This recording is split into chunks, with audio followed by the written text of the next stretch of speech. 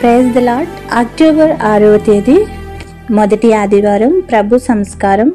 యేసుక్రీస్తు శరీర రక్తంతో శక్తి పొందిన ప్రియమైన దేవుని విశ్వాసులారా, ఈ రోజు దేవుని వాక్య వాగ్దానం అపొస్తలుల కార్యములు 2వ అధ్యాయము 42వ వచనం.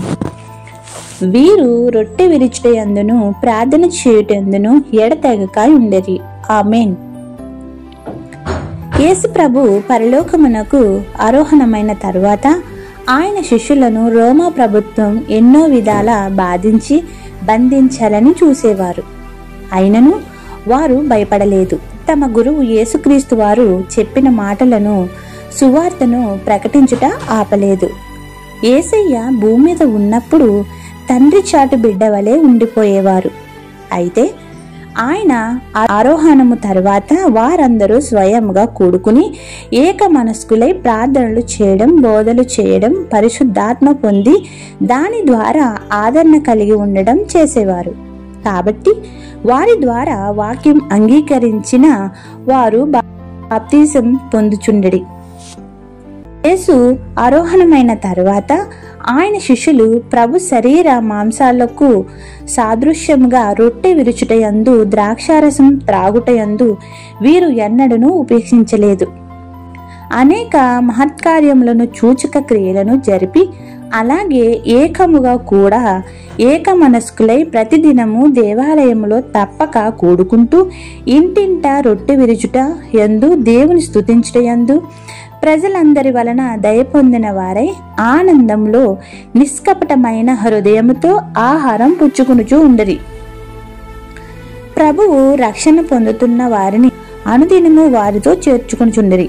కావున ప్రియమైన దేవుని జనాంగమా, మన సంఘాలు నియమాలు చొప్పున నెలకొకసారి, వారానికొకసారి, రోజుకొకసారి రొట్టె విరుచుటయందు పాలు పొందుచున్నాము. యేసుక్రీస్తు శిష్యులను వదిలి వెళుతూ సర్వలోకమునకు వెళ్లి నా సువార్తను ప్రకటించుటని ఆయన నిర్దేశించినారు. ఆ పనిని సంపూర్ణం చేసే ప్రయత్నంలో సువార్త భారము మోసి ఎందరో పాపులను, వారి ఆత్మలను రక్షించేందుకు ప్రపంచ నలుమూలలకు వెళ్లి సువార్త ప్రకటించే మహాప్రయత్నంలో శిష్యులు హతసాక్షులైనారు. ఆ 12 మంది శిష్యుల్లో ఒక్కడైన తోమా అనగా థామస్ గారు మన దేశమునకు వచ్చి సువార్త ప్రకటించినారు. హతసాక్షుడైనాడు.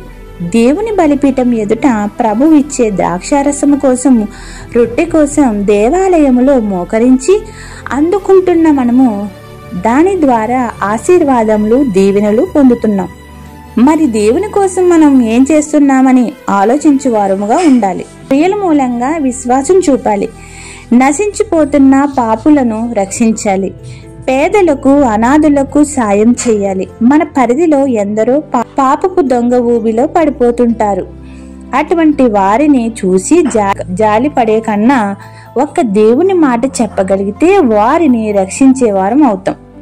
అయితే మనలో ఒక బిడియం ఉంటుంది. మనం చెబితే వారు వింటారా అని.